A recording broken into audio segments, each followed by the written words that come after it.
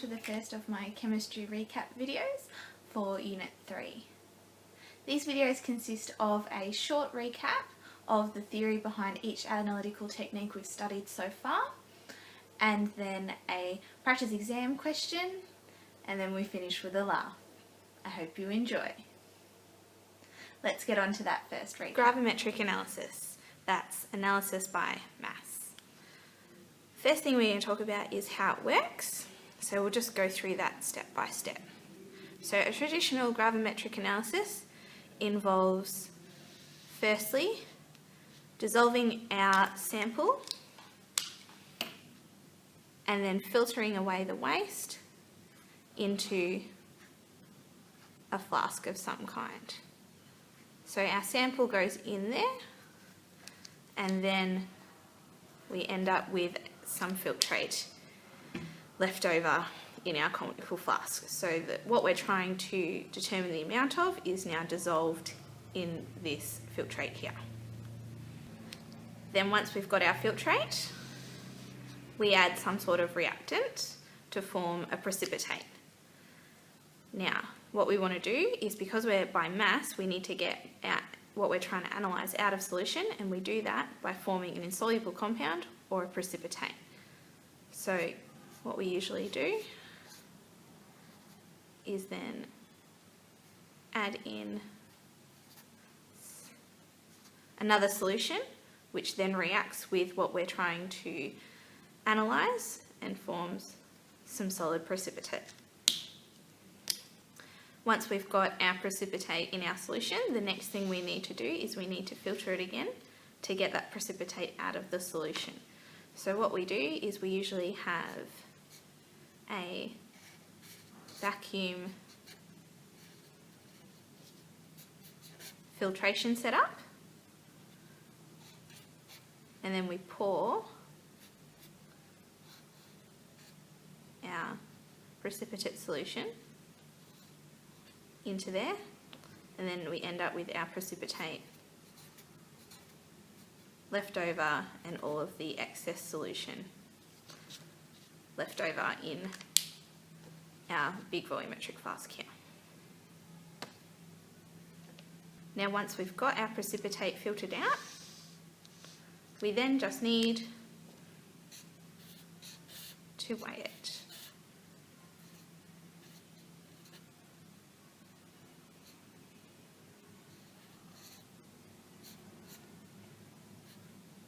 Weigh it on our scales and record the weight.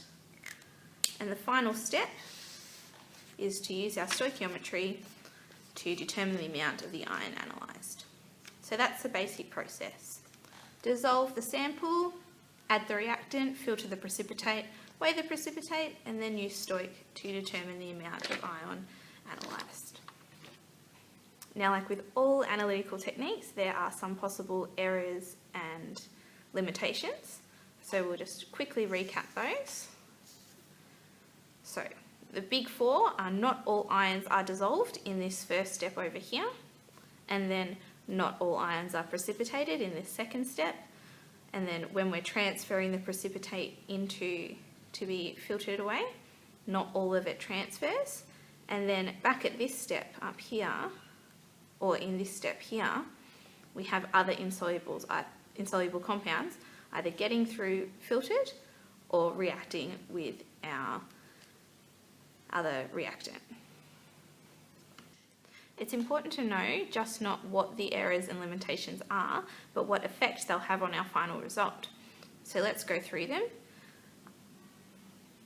If not all of our ions dissolve to start off with, that's going to decrease the amount of our final result. If not all the ions precipitate in this second step, that's also going to decrease our final result. If not all of our precipitate transfers from the conical flask in to be filtered, that's also going to have a negative effect on our final result.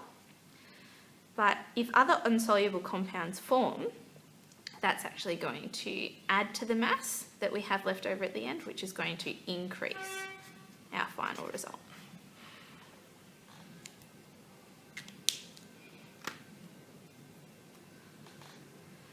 Some common uses of gravimetric analysis is to determine the amount of salt in some potato chips, or like my class did, we determined the sulfur content as sulfate in lawn food. Now, some big things to remember in gravimetric analysis is that we always work in grams. We're working in masses, analysis by mass, and its SI unit is grams. We always work in grams. Our reactant that we form the precipitate with is determined by your solubility rules. So make sure you know those, such as all nitrates are soluble, all chlorides are soluble except silver chloride, and so on and so forth. And then the last one is our precipitates are formed through ionic bonds. So this only works for things that we can analyse that are ionic substances or form ions. So that's gravimetric analysis recapped. We're about to do our first practice exam question. Now, when we get to these parts of the videos, what I encourage you to do is, before I start going through it, press pause on the video, have a go at the question yourself on just either in your workbook or on a piece of paper. Then once you've finished or done all that you can, then start the video again and correct yours as you go through, see where you may have made some mistakes or see where you've done exactly what you needed to do. It's just a good way to see how you're going with that concept. Let's get on to that first exam question.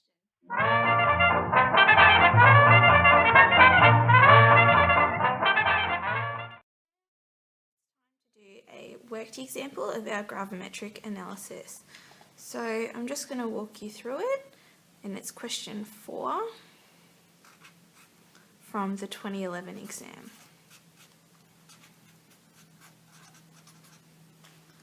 So let's read the question first and highlight any important information. Phosphorus is an essential ingredient in plant fertiliser. The phosphorus content in fertiliser can be determined as a percentage by mass. So because it says by mass, we know it's going to mean gravimetric analysis.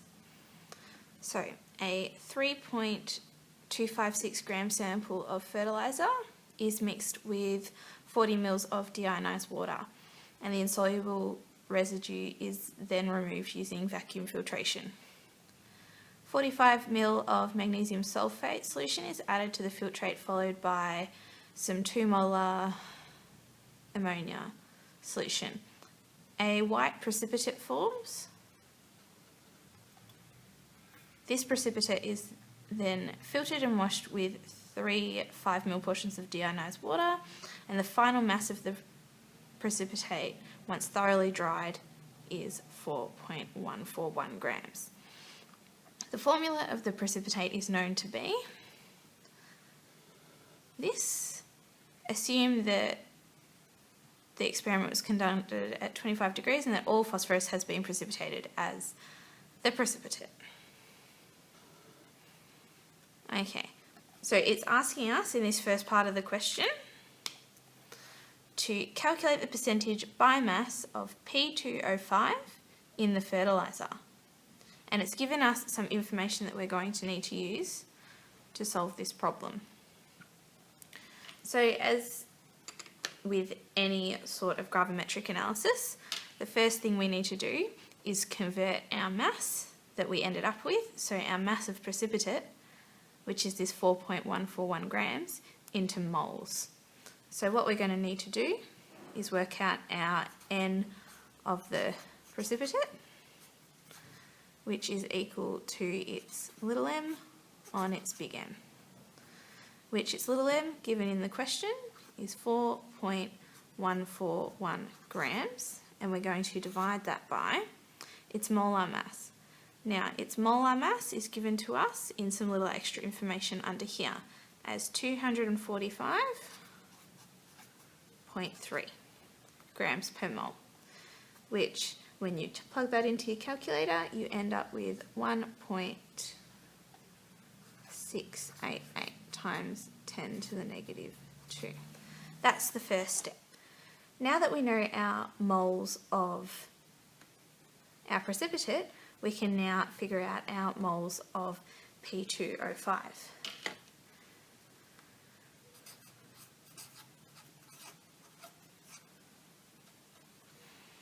Now we don't particularly have an equation, but we can figure out how many moles, their molar relationship.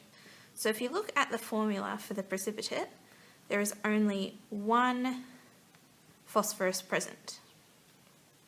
And if you look at the formula for the original species, there's 2 phosphorus present.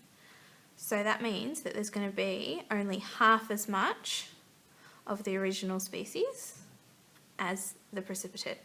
So we need to halve the number of moles of the precipitate to get the number of moles of our original species.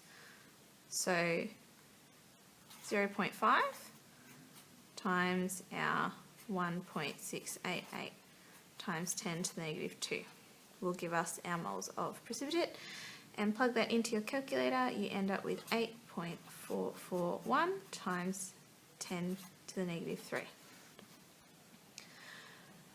Now the question is asking us to calculate the percentage by mass, which means we are going to have to turn our moles back into mass. So we'll go our M of P2O5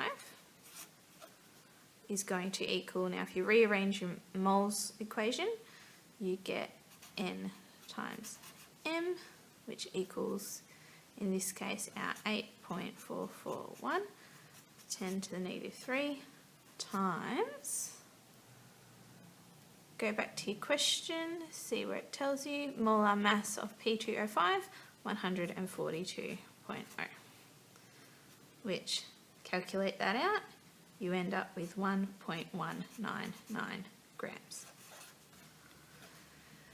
Now, we still haven't answered the question yet because it has asked for a percentage by mass. So we need to figure out what percentage of the original weight of the substance, so of the fertiliser, is our P2O5. So all we need to do is a basic percentage is our 1.199 divided by our original mass of our sample, which was 3.256, and then times it by 100.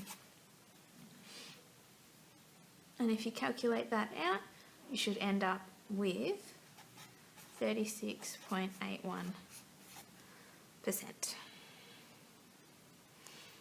So this was a 4-step process, and you'll notice that the question is worth 4 marks. So you would have gotten 1 mark for each step of the process. Now, as chemistry students, I'm sure you appreciate some terrible chemistry themed jokes. So I'm going to end each video with one of my favourites.